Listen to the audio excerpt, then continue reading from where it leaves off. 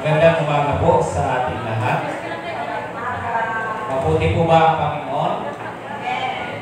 Masarap ba umawit? So magandang umawit. Yun ay pagbibigay po natin ng karangalan sa ating Panginoon. Kaya noong mga nakaraan ay pinag-aralan po natin yung about building, hindi yung ating templo. Pag-usapan naman natin ngayon yung templo ng ating Panginoon Jesus. Amen ho? Okay, so good morning sa lahat ng mga sumusubaybay. Lahat tayo na naririto ay pagpalain tayo ng ating Panginoon. Okay, pag-usapan naman natin ngayon sa araw na ito ay si Jesus bilang templo. So nagkaroon po ng hindi pagkakaintindihan o hindi pagkakaunawaan nung sinabi po ng Panginoon na iibain niya o iibain sa tatlong araw and then muli niyang itatayo sa loob ng tatlong araw. So, ang tinutukoy po dito ay hindi po yung templo natin yung nakaraan na ang templo natin bilang templo ng ating Panginoon na nananahan ng Espiritu. At hindi rin po natin tinutukoy ngayon yung about building. Kundi ang ating ngayong pag-usapan ay yung templo ng ating Panginoon Jesus. Okay? So sabi niya, Jesus fixes every broken life. Inaayos ni Jesus ang bawat nasirang buhay. Ang Panginoon, ang kanyang layunin naman talaga ay hindi lang about doon sa building, kundi yung ayusin yung buhay ng tao. Yung kanyang main purpose talaga na para bigyan ng pagkakataon yung buhay natin, yung mga nawasak o nasirang buhay natin, ay magkaroon po siya ng panibago, maayos at muling maitayo siya sa pamagitan ng ating Panginoon. Jesus fixes every broken life. Amen? Okay, tayo pong lahat ay tumayo. Samahan po ninyo ako sa aklat na John chapter 2, 18 to 22. Tumayo tayo bilang paggalang sa salita ng ating Panginoon at marapatin po na inyong buksan ang aklat ng Juan, pangkat 2, talata 18 hanggang 22. So kung kayo po ay naririyan na, so tayo po ay magbasa na sama-sama. Okay? So pwede niyo po dyan basahin yung walang mga dalang Biblia. Yan po yung sasaad sa aklat na ito. Okay po? So sige po, sa mga walang Biblia, basahin niyo po dyan sa may Biblia naman, please open your Bible, the book of John, chapter 2, 18 to 22. Okay? So, we will read all together. 18. Dahil ito'y tinanong siya ng mga Hudyo, anong tanda ang maibibigay mo upang patunayan may karapatan kang gawin ito? Tumugon si Jesus, ibahin ninyo ang templong ito at muli kong itatayo sa loob ng 3 araw. Sinabi ng mga Hudyo, 46 na taon na ginawa ang templong ito at itatayo mo sa loob lamang ng 3 araw. Ngunit ang templong tinutukoy ni Jesus ay ang kanyang katawan.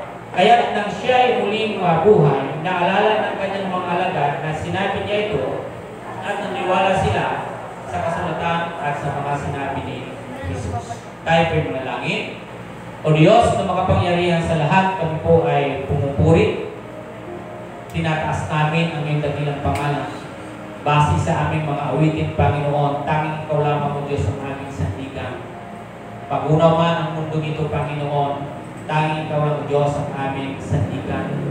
Panginoon, maraming pong salamat o Diyos sa kabila o Diyos na napariwara yung buhay ng bawat tao. Ngayon, nagpapasalamat kami o Diyos sapagkat ginising ninyo, Panginoon God, at muli yung pinanumbalik o Diyos yung aming mga buhay spiritual na kami ngayon ay naglilingkod na sa inyo. Panginoon, dati ay malayo yung loob namin sa paglilingkod, Panginoon. But by your grace, Panginoon, naranasan namin kung paano o Diyos muling manumbalik, umawit, magpugis sa inyo. Salamat sapagkat kami ay tinanggal ninyo sa kumunoy ng kasalanan. Maraming pong salamat. At pagpalain niyo nawa ang mga talatang aming pag-aralan, lahat ng naririto at lahat ng mga sumusubaybay sa amin. Muli, tinataas namin ang iyong dakilang pangalan sa tayong pangalan ni Jesus. Ang lahat ay magsabi na, Amen. Tayong lahat ay magkakaupo. Okay. Ang Panginoong Jesus ay hindi siya pumarito para sirain. Hindi siya pumarito para sirain yung buhay natin. So, maliwanag sa ating binasa. So, ang tinutukoy dito ng Panginoon, sige, sabi niya dito na gibain ninyo ang templong ito at muli mong itatayo sa loob ng 3 araw. So, kung building po talaga, yung tinutukoy dito ng Panginoon, mahirap pong gawin yon sa loob ng 3 araw. Sapagkat tinayo nila at inayos po nila ito na building na ilang taon po? 46 na taon. And then, kaya na-confess po sila, gigibain lang sa ganito 3 araw. Sabi ng mga tao na naroon. Kaya sila ay nagulat po dito.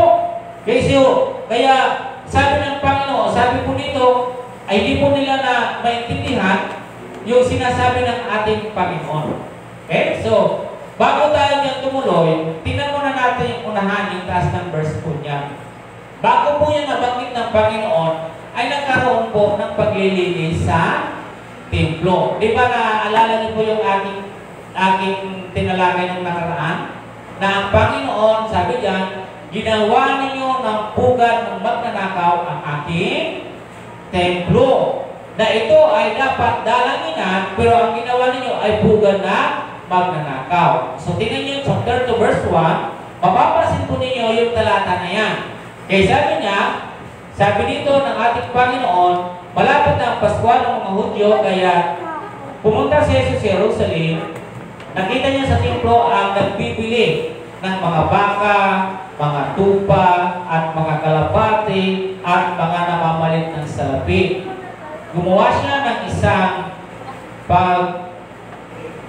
paghagupit na lubi at ipinagtabuyang palabas ang mga pangangalakal, pati mga baka at tupa.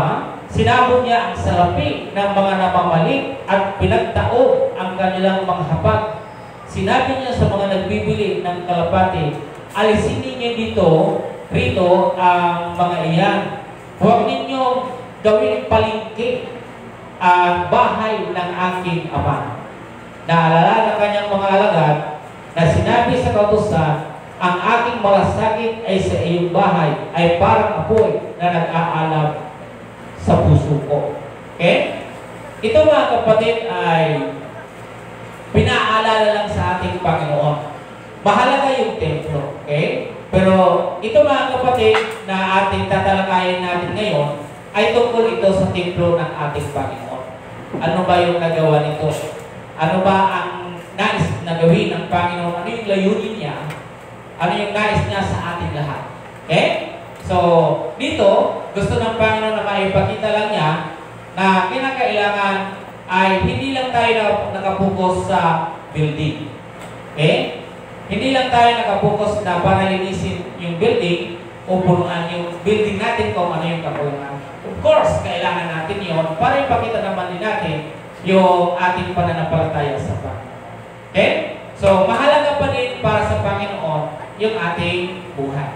Okay? Mahalaga sa Panginoon na nakikita tayo na malinis yung ating mga sarili. Huwag tayong maging katulad ng isang palengke. Tama ho? Huwag natin gawing palengke, maging yung loob ng ating simbahan at huwag din po natin gawing palengke yung ating katawan. Okay? Palabasin natin, paalisin natin, buksan natin yung buhay natin para sa Panginoon. Kalagin natin kung ano ang mayroon tayo, tanggalin natin sa buhay natin sapagkat sadya talaga ng Panginoon na tayo ay kanyang linisin. Dahil ang kanyang templo, yung kanyang tinutukoy dito mga kapatid. Tandaan na, lahat tayo kung paano po ito kinalam ng Panginoon, kung paano po siya gumawa ng paraan na paalisin ang lahat ng mga bagay na yun, alam nyo sa buhay natin, mayroon dapat tayo kalagin. Na hanggang ngayon, gapos pa rin tayo, ayaw pa natin pakawalan. Samantala ang Panginoon, pagpunta po ng templo, ay tinanggal niya po yung lahat ng nanaroroon. Diba? Pinagkakalag lahat ng mga katali, yung mga salapi. Anong ginawa sa salapi?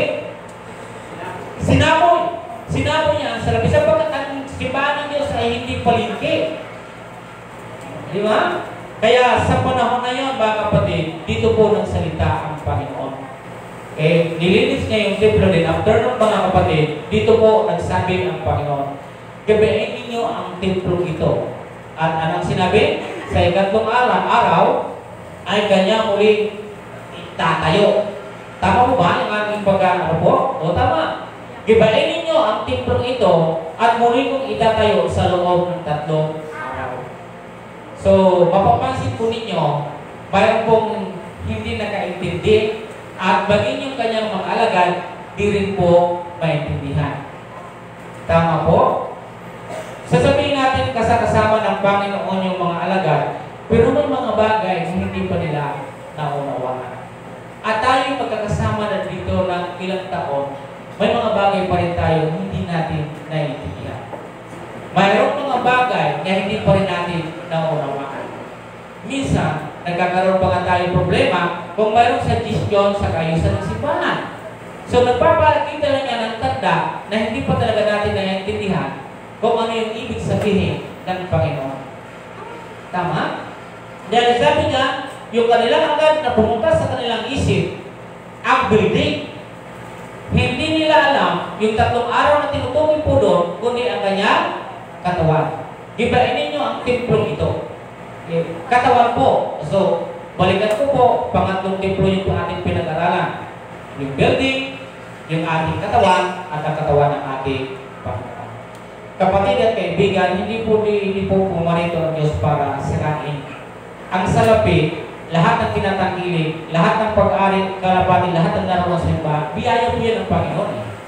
Pero, minsan may mga pagkakataon na isipin naman din natin na ilagay naman natin sa tama yung ibinibigay sa atin. May mga blessing na binibigay sa atin ng Panginoon, sometimes, hindi natin naisip na mali na yung ating pag-gamit. Na nayuyurakan na natin yung kalooban ng Panginoon. Tama po ba? Biyaya po yan. Tama. Sinabi ng Panginoon yung pera, blessings po yun. Pero saan ba nila yung ginagamit? Bakit nandoon sa simbahan? Ano yung ginagawa nila? Di ba binababoy po yung loob ng simbahan? Lahat tayo, every blessings, mga kapatid na mayroon tayo, gamitin natin sa tama. May tamang pamamaraan, may tamang lugar sa paggamit ng biyaya ng ating Panginoon. Tama ho? Bawat isa sa atin, binigyan ng biyaya ng Panginoon na gamitin natin sa kaayusan. Okay? So dito pinakita ng Panginoon na hindi lang niya mahalaga. Ang mas mahalaga ay itong ating katawan. Sapagkat ang katawan ng ating Panginoon ay isang templo na siyang magbibigay ng katugunan sa lahat ng ating problema. Anuhin mo naman yung mga bagay na yon kung wala naman si Jesus sa buhay natin. Without Jesus in our life, without natin. Di po ba? Kahit sabihin natin anong mayroon pa man tayo, kahit ano pa man po yan. Yung templo yung gustong makita ng Panginoon, ako ay naririto bilang tagapagligtas ninyo. Pero hindi po nila maintindihan, hindi nila maunawaan na sinabi ng pag-gibain ninyo ang templo ito at sa 3 araw ay aking itatayo. Kasi ang kanilang nasa isip, walang iba kundi yung mga doon nasa yung templo na yan. Na sinabi ko sa inyo nakaraan, pati templong ito, lahat ito ay temporary lang, wawasakin talaga ito. Pero ang mahalaga kasi sa Panginoon, yung ating buhay. Nahaharap sa pagdating ng araw. Ito yung fellowship natin pero mas mahalaga po itong buhay natin para sa Kanya. Gustong ipaunawa ng Panginoon na ayusin ninyo yung buhay nyo. Di ba? Okay, so mayroon tayong mga bagay na babanggitin dito. Sabi dyan, ang katawan ng ating Panginoong Jesus ay nagbibigay sa atin ng buhay na pag-asa mula sa ating pagkahulog sa kasalanan. Dahil sa katawang inialay sa atin ng Panginoong Jesus, ang ating mga nasirang buhay ay Kanyang tinayo muli. Ito yung gustong itayo ng Panginoon. Kung itinayo po ng Panginoon yung Kanyang muli po sa ikatlong araw at buhay na muli, siya po ay nabuhay. At yun yung panibago na sa buhay natin na muling itatayo ng Panginoon yung buhay natin. Mula sa nasira nating buhay, doon sa nawasak na ating buhay, gusto ng Panginoon na makita natin na totoo na buhay ng Panginoon na kaya niyang buhayin at ayusin ang buhay ng bawat tao. Tama po? Sino po yung sumira sa Kanya? Diba? Sino po nagpasakit sa Kanya? Sino po yung bumupok sa Kanya? Sino po yung nagdura sa Kanya? Sino po yung nagkuruna ng tinig sa Kanya? Sino po yung sumira sa Kanyang buhay? May tao ba gustong sirain yung kanyang sarili? Sino may sumira sa Kanya? Alam niyo mga kapatid kung bakit nagkaganon? Sige, sa loob ng katong araw ay muli kong itatayo. Marami na yung sira na yung buhay. Pero huwag kayong mawala ng pag-asa sapagkat ang Panginoon muli itatayo ang ating buhay. Amen po ba? Ang dami silang buhay ngayon. Ang dami ngayon nalulong sa bisyo. Ang dami ngayon nalulong sa droga. Ang dami ngayon walang pag-asa. Ang dami ngayon parang ayaw nang bumangon dahil sa problema. Pero tingnan niyo po yung ating Panginoon, hindi para ikaw ay wasakin, kundi para ikaw ay muli niya itayo. Sa ikatong araw man yan, o sa isang linggo man yan, o ngayon mismo yan, ang Panginoon yung nakakaalam para mabago ang buhay natin. Tama po, ang kanyang sa ikatlong po, nasabi niya, ikatlong araw, kanyang itatayo muli, kasabay ng pagbabago ng buhay mo. Kasabay ng pagbabago ng buhay natin lahat. Amen ho? Okay, sabi dito, why does Jesus fix every broken life? Bakit iniayos ni Jesus ang bawat nasirang buhay? Okay? Bakit gusto niya yun? Okay? Lahat tayo nawala ng kaalaman. Baging nga mga nasa sa templo, wala na. Baging yung mga alagad, nalaman naman lang din nila yun na muli na pong nabuhay ang ating Panginoon. Di po ba? So, tingnan pa niyo po yung talata. Lahat ang sinabi ng Panginoon, walang nakalam Lahat sila nagulanta. Lahat po yan. Na, harinawa lahat tayo, mabigyan tayo ng kaunawaan ng ating Panginoon, intindihin natin yung salita niya. Na katulad nito, sa dami ng mga tao doon, maging ng simbahan, wala ng respeto, wala na silang pakialam. Kung wala na po silang pakialam doon, ibig sabihin, hindi na po tumatatak sa puso nila yung Panginoon Jesus. Hindi na po nanangahan na totoong may Diyos o wala. So, pagkaramdam niya, wala talaga wala na po. Walang lahat, wala. Wala lahat sila roon. Kaya nung pumunta pa, lahat sila ay tigaing pag-isip.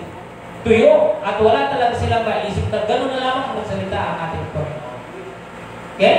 So, ito mga kapatid ang binabanggit dito sa atin. Why does Jesus fix every broken life? Sabihin natin, sa pagkakataon na yun, wasak talaga yung lahat. At tayo ngayon mga kapatid, mula doon sa pagkawasak, binalik tayo ng Panginoon para maintindihan natin yung kanyang sinasabi. Tayo ngayon ay lahat ay narito. Mula tayo doon sa hindi magagandang buhay. Buhay na kung saan hindi ka rin pinapansin ng lipunan. Buhay na hindi mo na alam kung saan ka pupunta. Sa pagdating ng bawat problema, hindi mo alam kung sino yung tutulong at sasagot sa problema mo.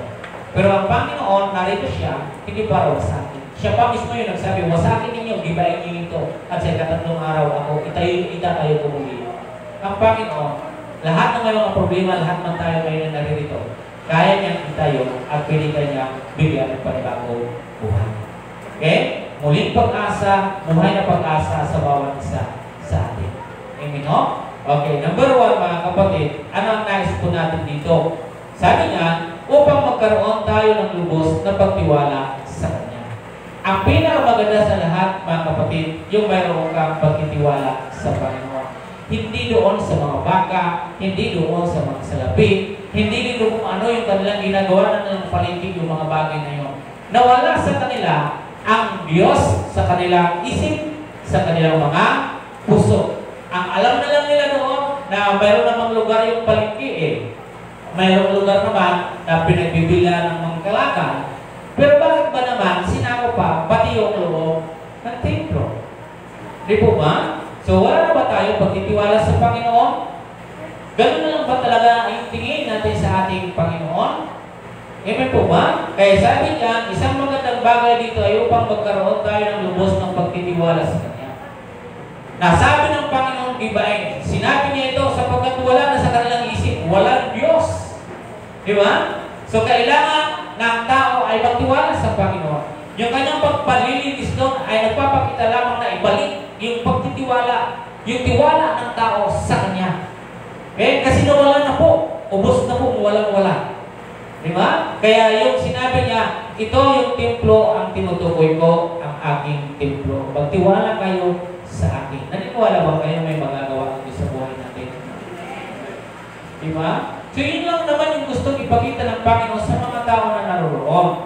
Kaya nga nilinis, ayusin ang lahat. Kasi hanggat hindi natin linisin, liban doon sa building na yun, mayroong mga maruming pag-isip tayo at puso na gustong linisin niya ng Panginoon na muling magbalik yung pagtitiwala natin sa Kanya. Diba? Nataob eh. Diba? Nataob, tinaob ng Panginoon yung lahat doon. Lahat tayo ay dumating sa punto na kawalan na ng pagtitiwala natin sa Diyos sa dami ng ating mga ginagawa sa buhay. Okay? So, ano yung tiwala na gusto po dito ipahiwatig ng Panginoon? Sabi niya, letter A, to trust is to place your confidence only in God. Okay, letter A, sabi niya, to trust is to place your confidence only in God. Sabi niya sa Proverbs, do not lean your own understanding. Do not rely.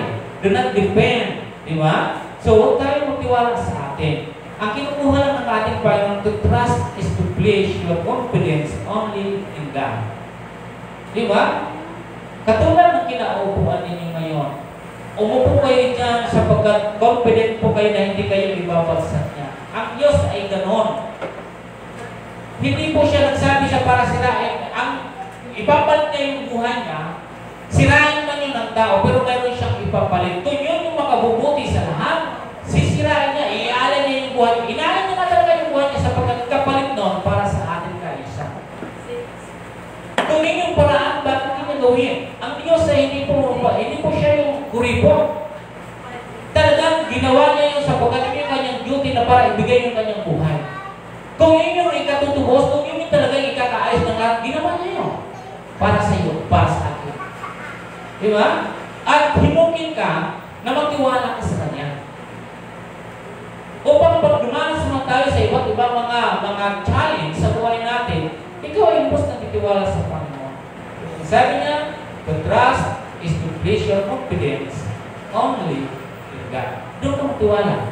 Nagtitiwala ba tayo sa Panginoon? Okay, sabi niya sa Proverbs. Anong sinabi niya sa Proverbs 3 verse 5? Ito ang kanyang sinabi.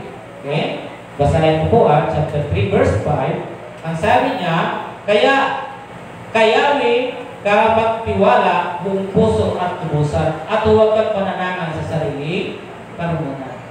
Amen po ba? Trust in the Lord with all thine heart and lean not unto thine own understanding.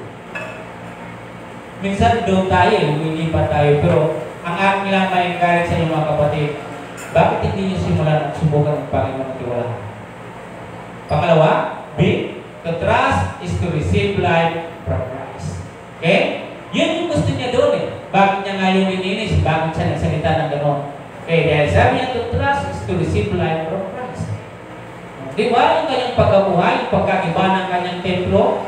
Okay, pagkakiba sa ikatlong araw, nagbigay po niya sa atin ng buhay. Okay, anong sinabi niya sa Proverbs 3:8? Ang sabi niya dito, sa ngayon, ikaw ay lalakas at magiging matatag. Mawawala ang tiisin, gagaling ang iyong sugat. Tama po? Yan yung isang bagay po na ibinibigay sa atin ng Panginoon na kailangan natin na magtiwala. Okay? Kaya sabi niya sa atin, so that we can have complete trust in Him. Hindi po dito pipili yung 1/4. Hindi po dito pipili yung 1/2. Okay? So, minsan tayo, hindi dapat natin unti-unti yung pagtiwala. Kung humihingi ang Panginoon ng 100% na pagtitiwala, ibigay mo yun. Tama po? Naapektuhan tayo ng tao kasi marami nabisi na tayo na nalinlang, na naluko. Ang nagiging epekto nito sa atin ngayon, naapektuhan pati yung pagtitiwala natin sa Diyos. Pero gusto ko sa inyo na isabi ngayon, kaugnay dito sa talata na ito na ibalik niyo po sa 100% yung pagtitiwala niyo sa Diyos sapagkat hindi siya tao. Naintindihan, no? Ako naniniwala na marami ng pumipikto sa buhay natin. Yung ating environment and our community, nakikita natin kung paano po nililinglang, niluluko yung bawat tao. Nakikita natin kung paano na po dito ngayon na hindi na buo yung pagtitiwala sa bawat isa. Sapagkat nagkaroon na po siya ng laman.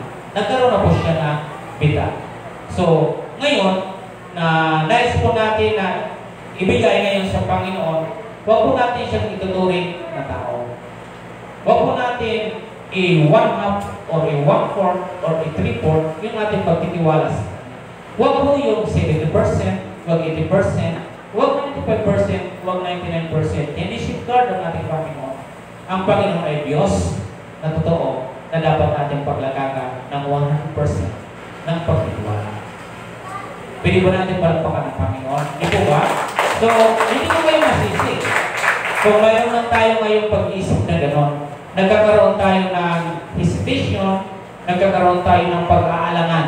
Pero gusto kong pagiging po yan sa pagtitiwala ninyo sa Panginoon. Yan yung may malaking bagay na magagawa sa inyo. Okay? Oo, yung tao. Alam natin ang tao ay nagkukulang, nagkakamali. Pero huwag natin gayahin yung ating Panginoon. Ibigay niyo po yung 100% na pagtitiwala sa Kanya. And then, letter C, so to trust is to acknowledge God in everything.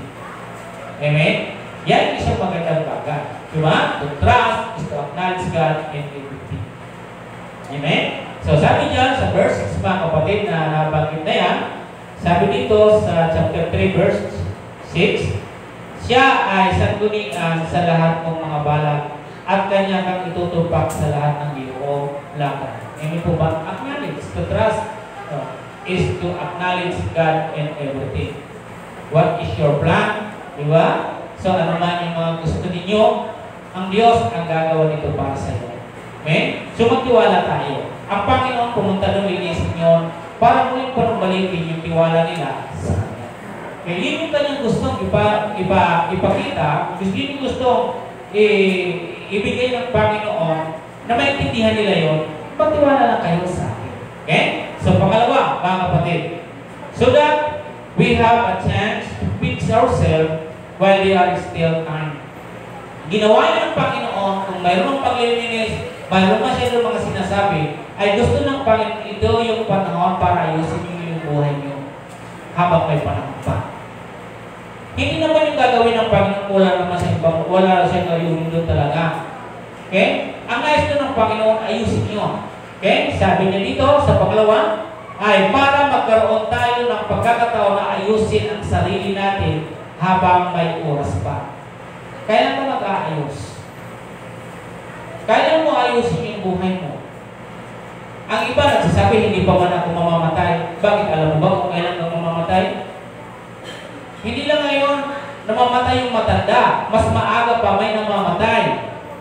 So, ibig sabihin, ang talatang at nababanggit po dito, mga kapatid, dito doon sa mga matatanda, kundi para sa lahat, sa bata man o matatanda man, lahat po ito sa buong tao, sa lahat ng tao, na pinigyan mo rin ng Panginoon sa anumang oras. Kaya hindi ka pwede magyabang at magsabi ng ganito na, hindi pa naman ako, malusog pa naman ako. Hindi, mga kapatid. Kasi mayroong bigla lang, hindi mo alam, akala mo okay ka lang, pero biglang mawala ka na lang. Para kang isang aso. Di ba? Minsan lilitaw at bigla nawawala. Yun yung buhay ng tao. Ang akala lang kasi natin, ang haba-haba ng buhay natin, sa paningin ng Panginoon, para na ang aso. Minuto lang, pag sinabing aso, minutes lang po yung kanya, tinatagal. So, ang buhay mo sa Panginoon ay minuto lamang. Sa atin napakahaba yun, pero sa Panginoon, sinon. Kaya sabi dito, sa talata na binabanggit dito, para magkaroon tayo ng pagkakataon na ayusin ang sarili habang may oras pa. Tayo nyo na dapat ma-realize ng mga tao na naroon sa lugar na yun na makita nila, bakit kayo itong pinagkakalan ng Panginoon? Ano ba yung nagawa namin? Binibigyan sila ng pagkakataon na ayusin. Sabi dyan sa atin, so that we have a chance to fix ourselves while there is still time. Kapatid at kaibigan, itong araw na ito, hindi pa huli ang lahat para ayusin mo ang buhay mo. Hindi pa huli ang lahat para baguhin mo yung sistema yung kinagalingan mo. Maging sila naman ng panahon na yun. Pwede naman sila maghanap ng lugar na pwede nilang paglalakad. Huwag gano'n. Tama? May mga bagay tayo na dapat natin pinag-iisipan na ngayon na ayusin nyo.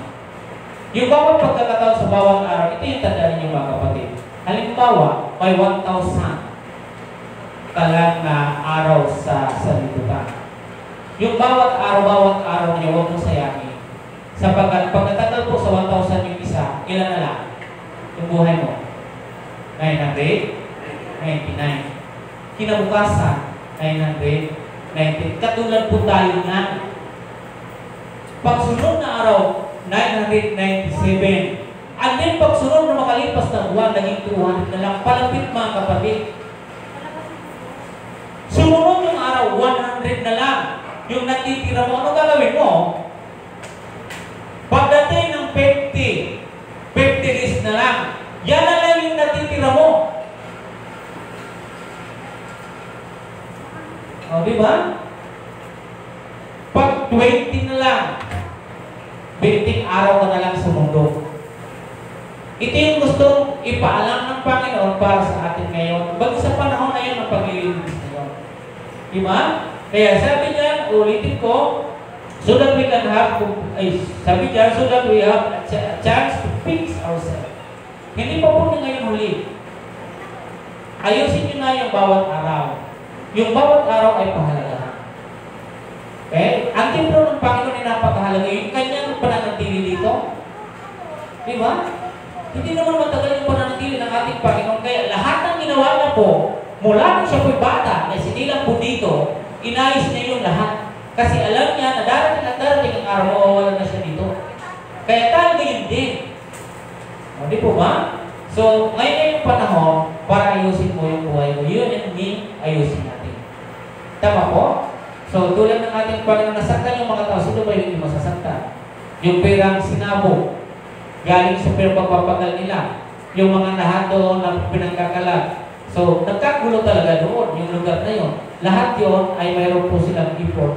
Pero sa tingin ng Panginoon, hindi maganda sapagkat hindi sa Diyos yung kanilang ginagawa. Ang dami natin ginagawa, pero tingnan natin kung yun ba ang ginagawa mo ay pinararangalan mo ang Diyos. Marami na pa sinabi dito tungkol sa Lord, I pray na magkaroon pa ako na stable na work. At magkaroon ako yung maganda, yung maayos yung sahod. Pero binigyan ng Panginoon. Pero sana, huwag yung makaagaw sa iyo ng atensyon. Huwag sana kunin yung atensyon mo para mawala ka sa paglilingkod mo sa Panginoon. Di ba? Binigyan ka ng Panginoon na ganyan sapagkat request mo yan eh. At alam naman natin na mabuti ang Panginoon. Binibigyan niya kung ano yung hinihingi niya sa atin. Pero ito lang kapatid. Tulad din sa kanila noon. Di ba? Ayusin natin yung mga binibigay. Huwag siya yung magiging dahilan na para mawala ka sa paglilingkod para sa Panginoon. Hiningi mo yan dahil yun yung hiningi mo na maglilingkod ka sa Kanya. Pero atin, huwag sana mangyari sa atin na yun pa yung maging dahilan na para hindi ka nila maglilingkod. Kasi minsan, ang sagutan natin, busy ako sa work. Wala akong time. O busy sana, hindi ka lang sana binigyan ng Panginoon ng time. Brother, di ba? So, binigyan ka niya sapagkat ikaw na mismo yung gumawa ng time frame. Gumawa ka ng time frame kung ano yung pipili mong gawin, basta huwag mong pabayaan yung pangako mo sa Panginoon. Minsan hindi tayo marunong gumawa ng time frame natin. Lahat pa natin sinasakripisyon, basta lang mabigyan ng natin yung gusto nila. Pero bakit hindi natin balik-balik? Gumawa ka ngayon ng time frame para mabigyan ng Panginoon.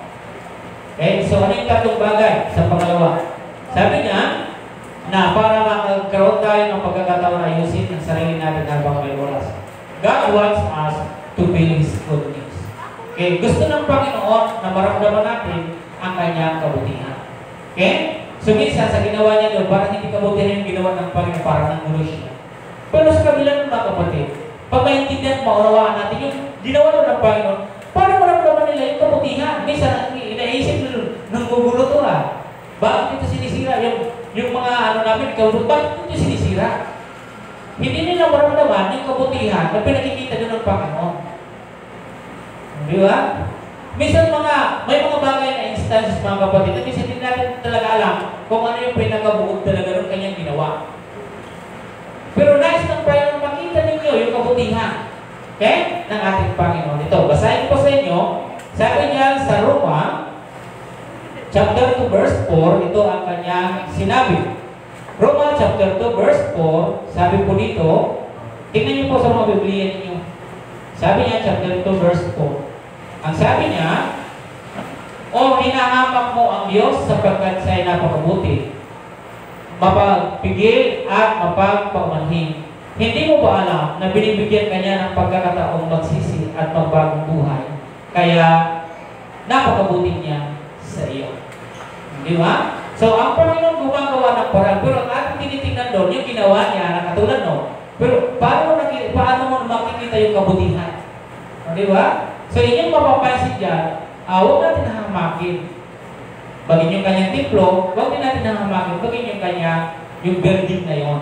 At huwag din natin hahamakin, bagin yung ating katawan. Sapagkat yan ay bahagi po lahat yan doon sa templo. Yun po ay mga simbolo po yan ng templo ng ating Panginoon. Okay?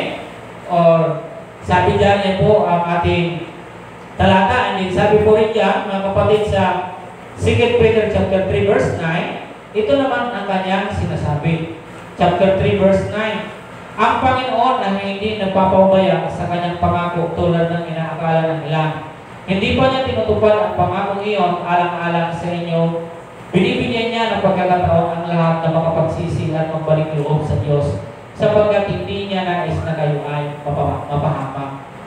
Ginawa niya yun hindi sila para mapahamak, kundi makita nila at magkaroon sila ng pagbabago sa buhay nila. Mapagsisihan yung ginawa nila sa ginawa po doon ng ating Panginoon. Yung ginawa nila doon. Diba? Tayo din eh. Binibigyan tayo ng pagkakataon na ano ba yung mga nagagawa ko sa Diyos ngayon? Mayroon ba akong dapat pagsisihan? Mayroon ba akong dapat iwanan? Diba? Mayroon ba akong dapat natanggalin na dapat kong pakawalan? Mga kapatid at kaibigan, doon lang natin ma-realize na napakabuti pa rin talaga ng Diyos sa atin. Diba? So, pangatlo, mga kapatid dito, letter C, take advantage of doing good. So, Panginoon, sabi niya, gumawa lang tayo ng mabuti. Okay, higit na lalo doon sa kapwa nating mananampalataya sa Galatians chapter 6 verse 10. Okay, so gumawa tayo ng maayos. Huwag kayo gagawa ng hakbang na maglululot na bigay sa inyong kapwa. As we have therefore opportunity, let us do good unto all men, especially unto them who are of the household of faith. Okay? Higit na lalo doon sa mga kasama natin sa pananampalataya. Okay, Pangatlo, ano pa po yung gusto ipahiwatig sa atin ng Panginoon sa kanyang templo so that we have time to worship Him and experience His faithfulness. Upang magkaroon tayo ng panahon para sabayan siya at maranasan ang kanyang katapatan. Palagay ninyo, dito sa loob natin. Sabihin natin, apply natin yung ating binasa kanina. Palit kayo ng dollar dito, 57 yung palit. Bili kayo ng kalapati, sabay-sabay tayo mag ganito. May experience ba natin yung katapatan ng Diyos nito? Masasama ba natin sa loob ng templo? May nagsisigaw ng kalapati, 50 lang to. Maranasan ba natin dito? Mananama ba natin dito yung katapatan ng Panginoon? Mananama ba natin yung pag-worship natin sa Diyos? Ma-entertain ba natin yung ating Panginoon na bilang anak ng Diyos? Kaya sabi niya, ang templo niya, ang kanyang katawan bilang sa templo. Di po ba? So, paano natin mararanasan yun? Kaya sabi ng Panginoon, ginawa niya yung palengke, yung aking simbahan. Kaya sabi natin sa pangatlo natin, sa binabanggit natin, so that we have time to worship Him and experience His faithfulness. So, paano niya mararanasan ngayon? Kaya anong ginawa namin? Hindi ko dito naranasan. Kung pumunta ang Panginoon doon, Panginoon Jesus, wala siyang naramdaman na may totoo nagsasamba. Kaya ang ginawa niya, kumuha siya ng tali, pinagtataob lahat ng mga tayo, lahat ng mga nakakulong, pinagkakalat niya, yung sarapit kanya, pinagpalipad. Hindi niya naranasan. Ngayon mga kapatid dito, sa buhay natin ngayon, hindi katulad ng panahon na may nagtitinda. Wala ako dito nagtitinda. Pero ang tanong ko sa inyo ngayon, naranasan niyo ba ang worship sa Panginoon? Diba? Naranasan niyo ba yung pagsamba? Kanina alam niyo, ang sarap na umawi. Diba? Yung kinatay, dakila ka o Diyos, tapat ka na tunay. Diba? Anong sunod? Anong sunod? Magmula pa sa ugat ng aming lahi, mundo'y magunaw man maaasahan kang lagi, maging hanggang wakas nitong buhay. Mararanasan natin yung pag wala pong sagabal. Diba? So yung bagay na yun, ang pagpunta ng Panginoon, ang dami sagabal. Pumunta na ng Panginoon sapagkat lugar yun para sa pag-worship, lugar yun para panalaginan, pero ano nangyari? Di po ba? Tayo ngayon na narito, wala no. Pero sana, yung isip ninyo ay narito sa simbahan, wala kung saan saan. Kasi kung ang isip ninyo ay nasa kung saan saan, katulad kayo nun, wala kayo sa tamang pag-worship sa Panginoon. At hindi nyo maranasan yung faithfulness ng Panginoon pagdating tayo sa parangalan ngayon. Oo, wala tayong mga paninda. Pero yung isip mo ay wala naman dito. Yung presensya mo ay naririto, pero yung isip mo ay naroon kung saan saan. So useless yung pagpunta mo rito. Tulad ka na ng mga nagtitinda doon na wala talaga ang Panginoon sa kanila. Ang isip nilang kumita sila. Sana naririto tayo ngayon sa panahon na oras na ito, hindi para kumita. Naririto tayo ngayon para worship, para maranasan yung faithfulness ng ating Panginoon. Amen po ba? Kasi nakalulungkot naman. O wala tayo sa literal katulad nila. Pero dito tayo ngayon, kung wala mong concentration yung isip mo para sa Diyos, hindi ka rin nag-worship sa Kanya at hindi mo rin maranasan yung kanyang katapatan. So ito yung ninanais ng Panginoon. Dahil ang kanyang buhay, ang kanyang sarili ay tinutuloy na templo. Templo niya ito na gusto niya na nakilalahan natin siya. Di ba? Sambahin natin siya. Ang kanyang katapatan, gusto niya ipamalas para sa atin. Okay? So ano po yung tatlong bagay na mayroon po tayo dito sa ikatlo? Sabi dito sa tatlong bagay, Jesus is faithful and just. He is faithful and just. Okay? And willing to forgive all our sins. Tama po? Sa nangyari man doon na yun, bukas ang Panginoon sa lahat para sa atin. Basahin po ninyo sa 1 John 1:9 kung ano po yung sinasaad po riyan. Sa 1 John 1:9, ito ang kanyang sinasabi. Sabi niya ho dito mga kapatid, kung ipapahayag natin ang ating mga kasalanan, maasahan natin patatawad sa atin ng Diyos ang mga ito at ninisip tayo sa lahat ng ating kasamaan sapagkat siya ay matuwid. If we confess our sins, He is faithful and just to forgive us our sins and to cleanse us from all unrighteousness. So, di ba? Yung mga bagay, yan yung sinabi po, yung ating binasa kanila, makita niyo kung gaano karumi? Makita niyo kung gaano kahindi kaayos yung lugar ng Panginoon. Ilalo pa yung Panginoon. Yung pagpunta niya doon, hindi nila kilala eh. Yung ayos sa binasa natin kanina, hindi na nila inaknal si Jesus doon sa lugar na yun. Okay? And then, sa pangalawa, letter B, may Jesus protect us from evil. Okay? Sabi dyan. So, again, na binabanggit sa atin ng Panginoon sa ikalawang Thessalonian, chapter 2, verse 2, ito naman ang kanyang sinasabi. Okay, basahin ko po So, ito yung mga bagay na hindi alam natin na sa ginawa ng Panginoon, mayroon siyang layunin na para ayusin tayo. So, chapter 3, verse 3. Sabi niya, dapat ang Panginoon bibigyan niya kayo ng lakas at ililigtas sa dyablo. Diba? Sino yung mga gumugulo doon? Diba? Ginugulo sila sa mga pinagagawa nila doon. Hindi naman ang Panginoon magsasabi sa kanila, sige, magtinda kayo ganito. Hindi. Kundi again, sabi niya, but the Lord is people who shall establish you and keep you from evil. Okay? So, hindi tayo makakagawa ng masama. Okay? Sabi niya, Jesus remained faithful. 2 Timothy 2:13. Okay? Sabi niya, pag ilagay ulit sa 2 Timothy 2:13, Naomi. So, ang Panginoon, siya ay mananatiling tapat at hindi po natin hindi po natin siya ma-influensyahan kung tayo ay hindi matapat. Okay? Sabi niya, if we believe not yet he abideth faithful, he cannot deny himself. Okay? Kung hindi man tayo nagiging matapat, sasabihin ko sa inyo mga kapatid, based dito sa ating passage na binabasa, he is remain faithful. Amen? So, ganun yung ating Panginoon. Kasi yung tao, may mga pagkakataon talaga na hindi tayo tapat. Pero yung sinasabi po ng Biblia, sabi niya na if we believe not, yet he abideth faithful.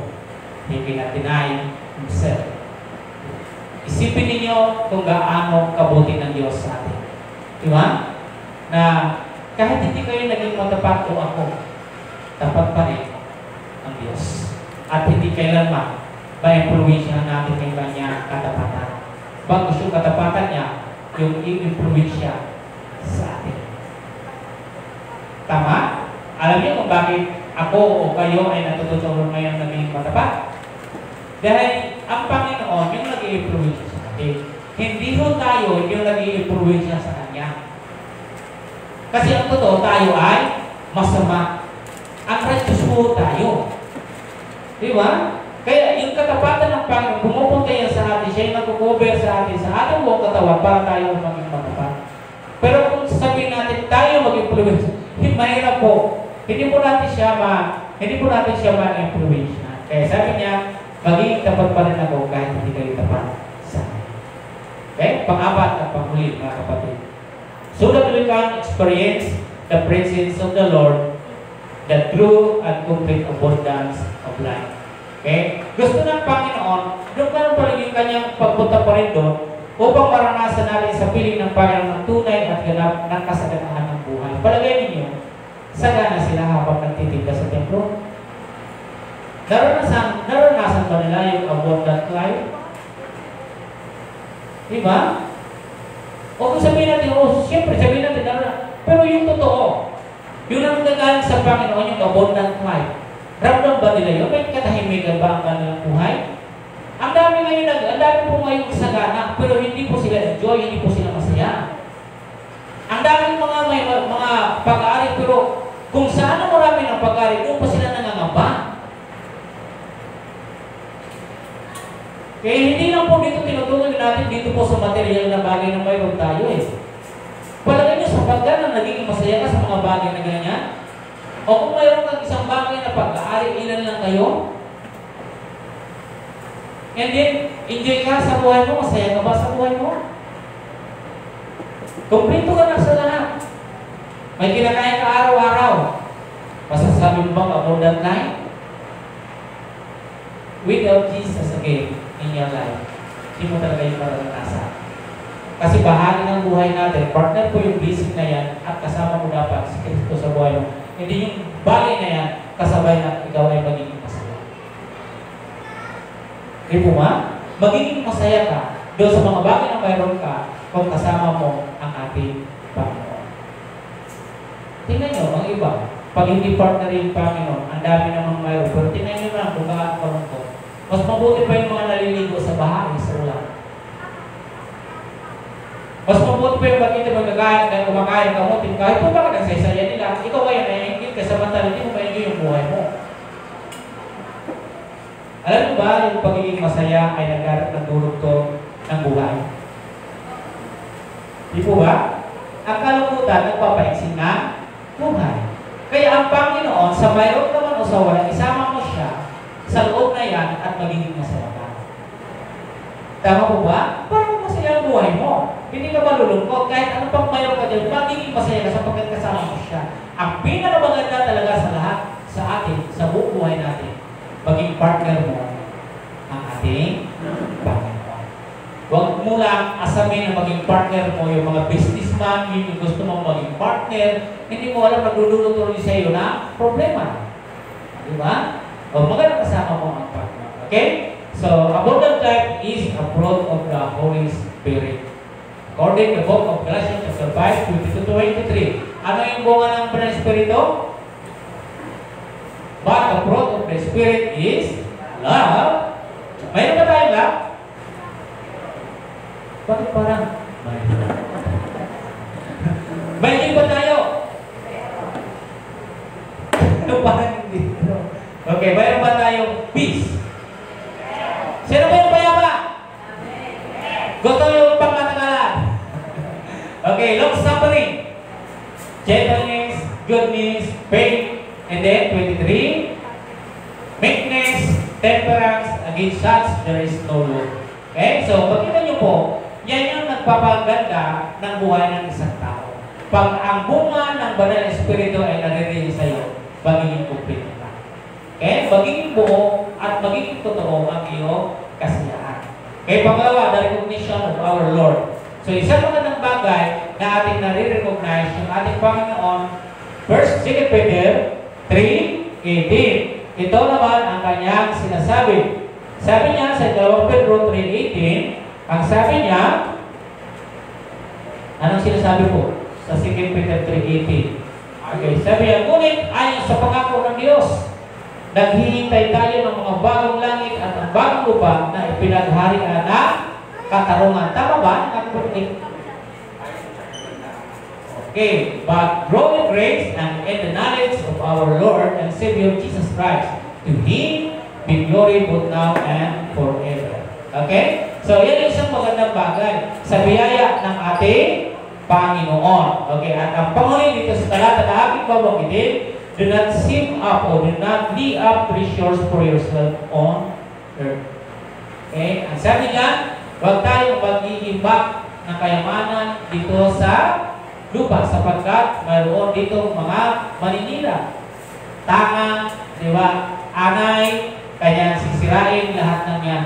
Pero kailangan natin mag-imbak ng kayamanan doon sa life. Yun yung true abundance of life. Yan yung isang magandang bagay. Dahil natin pagkakatandaan na kahit ano pa mang imbak natin dito, hindi po natin siya madadala pagdating po ng panahon. Pero hindi ko sinasabi na huwag na kayong magtrabaho, huwag na kayong mag-ipon. Hindi ko yung sinasabi doon. Kundi ang ibig ko pong sabihin dito, bigyan nyo ng prioridad yung buhay ninyo doon sa langit. Kung nag-i-invest kayo, mag-invest din kayo ng life doon sa heaven. So gagawin po natin yung nararapat. Okay, basahin po muna natin. Pin po Bastronomy. Matthew chapter, lay not up for yourselves treasures upon earth, where moth and rust that corrupt and where thieves break through and steal.